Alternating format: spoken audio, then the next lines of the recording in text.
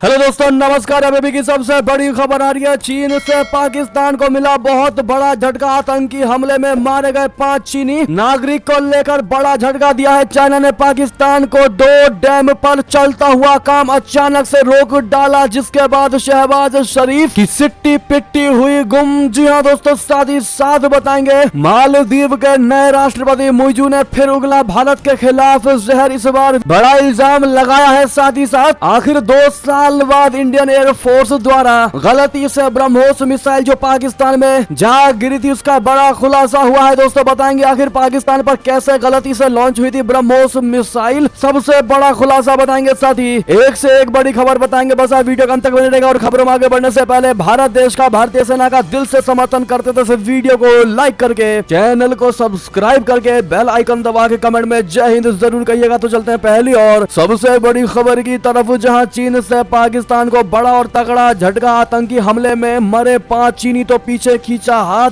2 dam पर चलता हुआ काम रोक डाला। जी हां, पाकिस्तान में चीनी कंपनियों ने तालबेला बांध के बाद दासू और डायमर भाषा डैम पर भी काम रोक दिया है। चीनी कंपनी की ओर से निर्मित दासू हाइड्रो पावर स्टेशन परियोजना के वाहनों पर आतंकवादियों ने मंगलवार को हमला बोल दिया था। इस खतरनाक हमले में 5 चीनी इंजीनियरों की मौत हो गई थी। जिस बस में चीनी इंजीनियर यात्रा कर रहे थे, उसे बीशम इलाके में काराकोरम राजमार्ग पर विस्फोटक से भरे वाहन ने टक्कर मार दी। द न्यूज की रिपोर्ट के अनुसार दोनों परियोजनाओं पर काम कर रहे लगभग 991 चीनी इंजीनियरों ने परिचालन बंद कर दिया है। दोनों परियोजनाओं के स्थानीय कर्मचारियों को अगले आदेश तक घर पर रहने का निर्देश दिया गया है। जी हाँ, इस मुद्दे पर आपकी क्या राय है दोस्तों, कमेंट में लिखकर अवश्य बताइएगा। आपको बताते हैं यहाँ तक कि पाकिस्तान पर बिल्कुल भरोसा नहीं करेगा। अब चाइना आतंकी हमले की जांच करने के लिए खुद अपनी टीम को भेजा पाकिस्तान। जी हाँ, साथ ही साथ अगली खबर बता दें, मुइजू ने फिर उगला भारत के खिलाफ जहर, कहा विदेशी राजदूत के आदेश पर काम कर रही थी मालदीव सरकार। बता दें, मालदीव के राष्ट्रपति मोहम्मद मुइजू ने अपने पूर्ववर्ती को लेकर बहुत बड़ा बयान दिया। उन्होंने कहा कि उनके पूर्ववर्ती इब्राहिम मोहम्मद सोली ने एक विदेशी राजदूत के आदेश पर काम किया है। राज्य संचालित लोक सेवा मीडिया यानी पीएसएम को दे रहे इंटरव्यू में उन्होंने किसी देश या राजनयिक का नाम नहीं लिया, लेकिन क्लियर उम्मीद जताई जा रही है कि उन्होंने भारत को लेकर ही ऐसा बयान दिया है। दरअसल मोहम्मद मुइजू अपने चुनाव प्रचार में ही इंडिया आउट कैंपेन चला रहे थे। नई दिल्ली में मुइजू को चीन परस्त नेता के तौर पर देखा जाता है। जब से वो राष्ट्रपति बने हैं तब से उनका बिहेवियर भारत खिलाफी रहा है। आप सभी अच्छे से जानते हैं दोस्तों, जो हमारी खबरों को डेली देखते हैं उनको पता ही होगा कि मुइजू कैसे भारत विरोधी हैं। पिछले साल राष्ट्रपति बनते ही मुइजू ने भारत से तकरार करना शुरू कर दिया था और चीन के साथ दोस्ती मजबूत करने में लग गए। अब हाल में होने वाले चुनाव को लेकर विपक्षी पार्टी एमडीपी को मुइजू को घेर रही है। एमडीपी ने हाल में मालदीव और तुर्की के बीच हुए ड्रोन समझौते को लेकर सवाल किया है। गुरुवार को इसका जवाब देते हुए मुइजू ने कहा कि यह देश के रक्षा से जुड़ा सौदा है जिसका खुलासा नहीं किया जा सकता है। उन्होंने कहा कि वो इस सौदे को लेकर सेना के अधिकारियों पर निर्भर है। जी हाँ, मुइजू ने साक्षात्कार में कहा कि सोलिह की मालदीवियन डेमोक्रेटिक पार्टी यानी एमडीपी के पास संसद में बहुमत था, लेकिन वो मालदीव की स्वतंत्रता की रक्षा करने में विफल रही और देश को एक विदेशी देश के हाथों में छोड़ दिया। मोहम्मद मुइजू ने कहा कि सोलिह 2018-23 के दौरान एक विदेशी राजदूत के आदेश पर काम किया और इसके परिणाम स्वरूप व्यापक क्षति हुई। मुइजू ने कहा कि हमने आर्थिक सहित सभी अर्थों में स्वतंत्रता खो दी थी। बहरहाल दोस्तों, क्लियर आप मुइजू के इस बयान को भारत से जोड़ पा रहे होंगे, क्योंकि जब राष्ट्रपति नहीं बने थे मुइजू तब वो भारत खिलाफी कर रहे थे, इंडिया आउट कैंपेन चला रहे थे और इन्होंने सोली को लेकर जो बयान दिया है, क्योंकि सोली जब मालदीव के राष्ट्रपति थे तब भारत के साथ बहुत अच्छे संबंध थे। ऐसे में मुइजू ने ये कहीं ना कहीं कटाक्ष किया है, या यूं कह सकते हैं कि मुइजू की बौखलाहट निकलकर सामने आ रही है कि सोली के भारत के साथ अच्छे संबंध थे। साथ ही साथ अगली खबर बता दें, पाकिस्तान पर कैसे गलती से लॉन्च हुई थी ब्रह्मोस मिसाइल। 2 साल बाद इंडियन एयरफोर्स ने खोला राज। जी हाँ, भारतीय वायुसेना ने दिल्ली हाईकोर्ट में दायर जवाब में पहली बार बताया कि कैसे 9 मार्च 2022 में पाकिस्तान में जाकर गिरी ब्रह्मोस मिसाइल गलती से दागी गई थी। वायुसेना ने बताया है कि ब्रह्मोस मिसाइल के युद्ध के लिए इस्तेमाल होने वाले कनेक्टर जंक्शन बॉक्स से जुड़े रह गए थे, जिसकी वजह से गलती से मिसाइल फायर हो गई। इस घटना की वजह से काफी तनाव भी पैदा हुआ था। इस घटना के अगले ही इस्लामाबाद ने नई दिल्ली से अपना विरोध जताया था। भारत और पाकिस्तान के बीच हमेशा माहौल तनावपूर्ण ही रहता है, लेकिन इस अनहोनी की वजह से डर था कि कहीं इस्लामाबाद इसे असली हमला न मान बैठे। दोस्तों, वायुसेना ने कोर्ट को दिए अपने जवाब में कहा कि कॉम्बैट क्रू को यह बात मालूम थी कि कॉम्बैट मिसाइलों के कॉम्बैट कनेक्टर्स जंक्शन बॉक्स से जुड़े हुए हैं। इसके बाद भी crew members mobile autonomous launcher commander को मिसाइल लॉन्च करने से रोकने में फेल साबित हुए। जी हां, आपको बता दें, इसकी वजह से पड़ोसी देश पाकिस्तान पर मिसाइल फायर हो गई। इस लॉन्चिंग की वजह से हवाई और जमीनी चीजों के साथ साथ लोगों की जान के लिए भी खतरा पैदा हो गया। तो वहीं भारतीय वायुसेना ने बताया कि इस गलती की वजह से सरकारी खजाने को 25 करोड़ रुपए का नुकसान हुआ। जी हां, इस पर आपका क्या कहना है दोस्तों कमेंट में लिखकर अवश्य बताइएगा, क्योंकि ये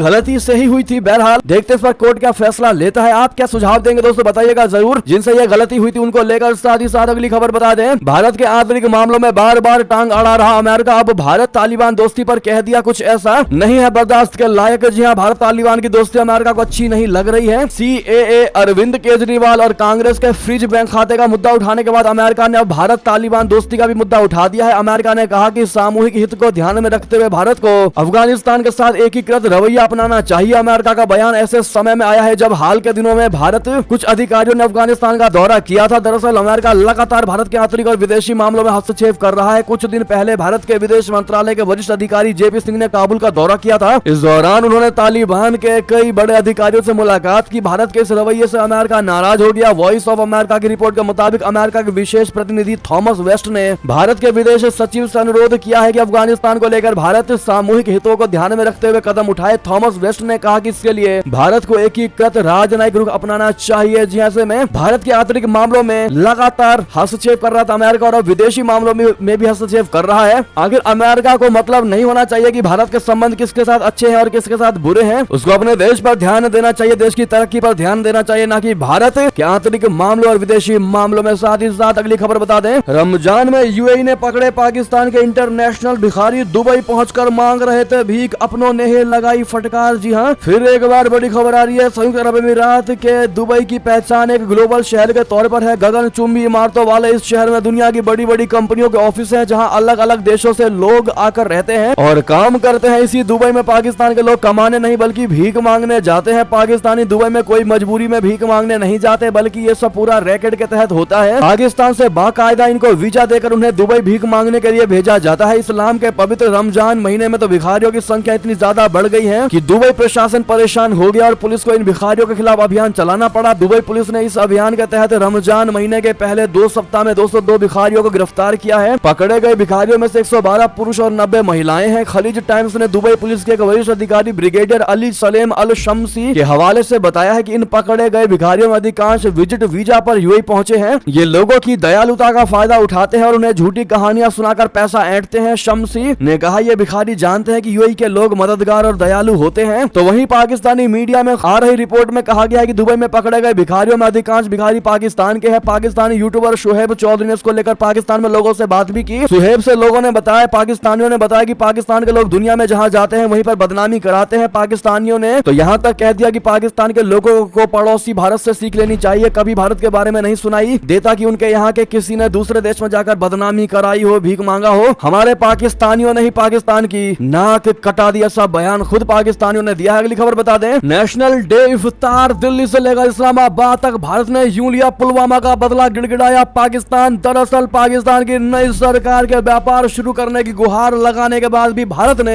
आतंकिस्तान के खिलाफ सख्त रुख बरकरार रखा हुआ है। भारत ने पहले नई दिल्ली में पाकिस्तानी उच्चायोग के नेशनल डे के प्रोग्राम से किनारा कर लिया, फिर इस्लामाबाद में देश के नए विदेश मंत्री इशाक डार की ओर से आयोजित इफ्तार कार्यक्रम से भी खुद को दूर कर लिया। राजनयिक सूत्रों के मुताबिक पाकिस्तान ने दोनों ही कार्यक्रमों में भारतीय राजनयिकों को न्योता दिया था, लेकिन दोनों ही जगहों से भारत ने दूरी बना ली। दरअसल भारत ने साल 2019 में हुए पुलवामा आतंकी हमले के बाद से ही पाकिस्तान के नेशनल डे से जुड़े कार्यक्रमों में नहीं शामिल होने का फैसला किया था और इस पर वो आज भी कायम है। द प्रिंट की रिपोर्ट के मुताबिक अपनी इसी नीति के कारण ही भारत ने पाकिस्तान के निमंत्रण को ठुकरा दिया। भारत ने पुलवामा हमले का जवाब बालाकोट में हवाई हमले से दिया था। इसके बाद पाकिस्तान ने भी जवाबी हमला किया था। इससे दोनों ही परमाणु हथियार संपन्न देशों के बीच तनाव अपने चरम पर पहुंच गया था। सूत्रों के मुताबिक भारत ने साफ कर दिया है कि एक ऐसे देश के साथ कोई संबंध नहीं हो सकता है जो आतंकवाद को समर्थन देता है। हालांकि ये भी बताया जा रहा है कि पिछले साल बिलावल भुट्टो के दिए एक इफ्तार में कथित रूप से भारतीय अधिकारी भी शामिल हुए थे। नेक्स्ट खबर बता दें, इंडियन नेवी ने फिर बचाई पाकिस्तानी मछुआरों की जान, चीन पाकिस्तान की बढ़ गई टेंशन। दरअसल भारतीय नौसेना ने सोमालिया के समुद्री लुटेरों से एक बार फिर पाकिस्तानी मछुआरों की जान बचाई है। लाल सागर में हूती हमलों के बीच सोमालियाई के समुद्री लुटेरों ने जहाजों को निशाना बनाना शुरू कर दिया है। शुक्रवार को अरब सागर में भारतीय नौसेना ने ईरान की मछली पकड़ने वाली जहाज अल कामबार 786 और उसके 23 पाकिस्तानी चालक दल को बचाया है। इंडियन नेवी ने बताया कि सोकोत्रा के पास 9 हथियार बंद सोमालियाई लुटेरों ने ईरानी जहाज पर कब्जा कर लिया था। मीडिया रिपोर्ट्स के मुताबिक अरब सागर में भारतीय नौसेना ने करीब 12 घंटे तक कार्रवाई की, जिसके बाद सोमालिया के लुटेरे आत्मसमर्पण करने के लिए मजबूर हो गए। इंडियन नेवी ने इस रेस्क्यू ऑपरेशन को अंजाम देने के लिए भारतीय युद्धपोत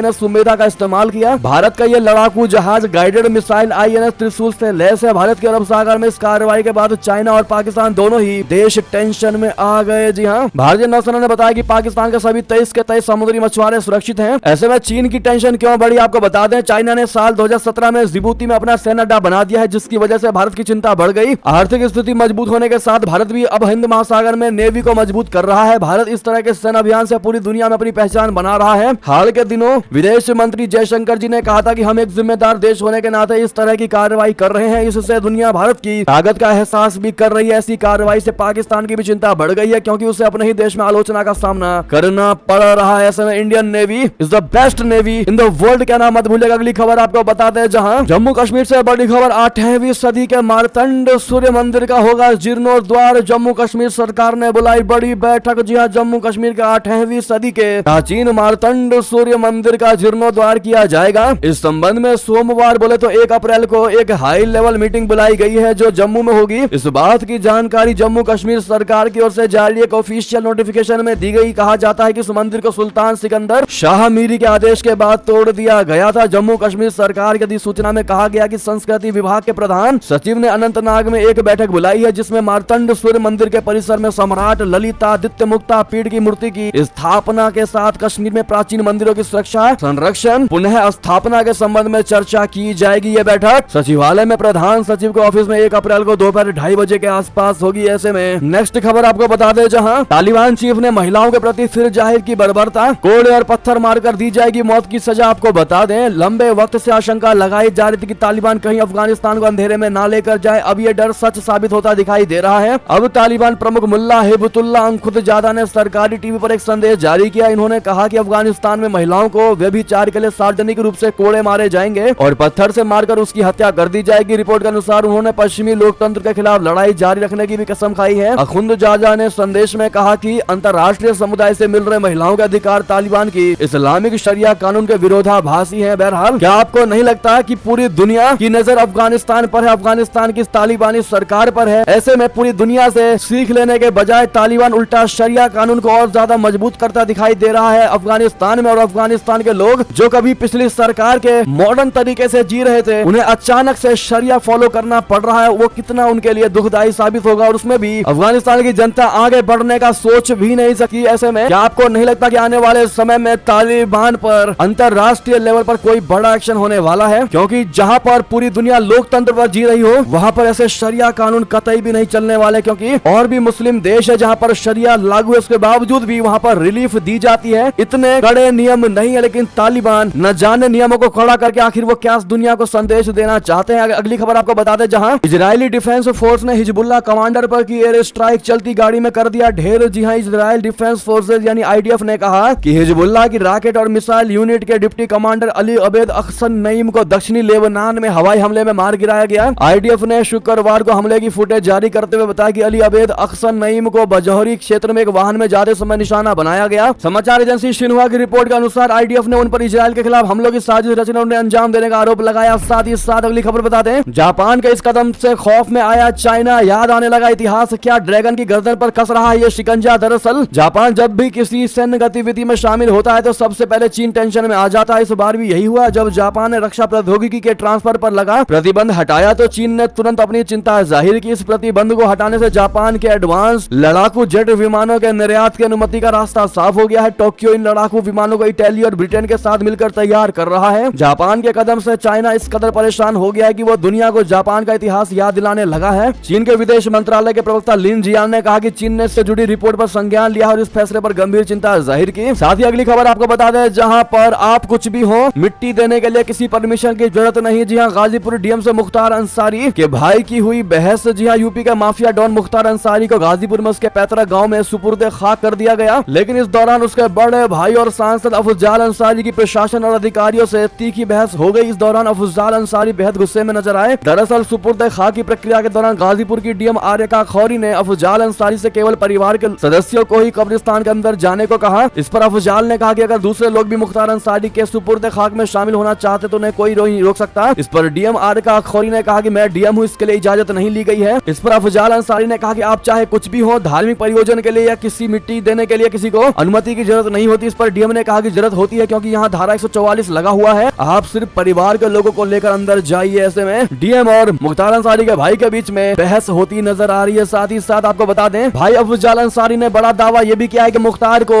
जहर दिया गया है, हमारे पास पुख्ता सबूत भी है। जी हाँ, मुख्तार अंसारी की मौत के बाद पहली बार उनके भाई अफजल अंसारी का बयान सामने आया। अफजल अंसारी ने आरोप लगाया है कि मुख्तार को जहर देकर मारा गया है। उन्होंने कहा कि समय आएगा तो हमारे पास ये बताने के लिए पुख्ता सबूत है कि उनको जहर देकर मारा गया है। अफजल अंसारी ने कहा कि सब कुछ पटल पर है। जानकारी के लिए बता दें कि मुख्तार अंसारी की गुरुवार रात को दिल का दौरा पड़ने से मौत हो गया था। मुख्तार बांदा की जेल में बंद था। साथ ही साथ अगली खबर बता दें, बीजेपी की मैनिफेस्टो कमेटी का बड़ा ऐलान। राजनाथ सिंह अध्यक्ष तो निर्मला सीतारमण बनी संयोजक। जी हां, लोकसभा चुनाव को लेकर बीजेपी मैनिफेस्टो कमेटी का ऐलान हो गया है। राजनाथ सिंह को इस कमेटी का अध्यक्ष बनाया गया है। निर्मला सीतारमण संयोजक होंगी। कमेटी में कुल 27 सदस्य हैं। 2024 के रण में मिशन 400 पार का लक्ष्य हासिल करने में जुटी बीजेपी लगातार एक्शन मोड पर है। पहले कैंडिडेट्स के नामों का ऐलान पार्टी की ओर से किया गया। अब मैनिफेस्टो कमेटी की घोषणा पार्टी ने कर दी है। इस लिस्ट में पीयूष गोयल को सह संयोजक बनाया गया है। इनके अलावा अर्जुन मुंडा, भूपेंद्र यादव, अर्जुन राम मेघवाल, वसुंधरा राजे, स्मृति ईरानी समेत 24 पार्टियां नेताओं को सदस्य के तौर पर जगह दी गई है। जी हां दोस्तों, इसी बीच ये थी अभी की सारी बड़ी खबरें। आपको हमारी खबर कैसी लगी? आशा करता हूँ बहुत अच्छी लगी होगी। अगर थोड़ी भी अच्छी लगी तो इस वीडियो को दोस्तों में, भाइयों में, साथियों में, रिश्तेदारों में शेयर अवश्य कर दीजिएगा। और अभी कर दीजिए इस वीडियो को लाइक, चैनल कर दीजिए सब्सक्राइब, बेल आइकन दबाइए। साथ ही कमेंट बॉक्स में लिख दीजिएगा जय हिंद जय भारत। और यहाँ तक बने रहने के लिए आप सभी का बहुत बहुत धन्यवाद।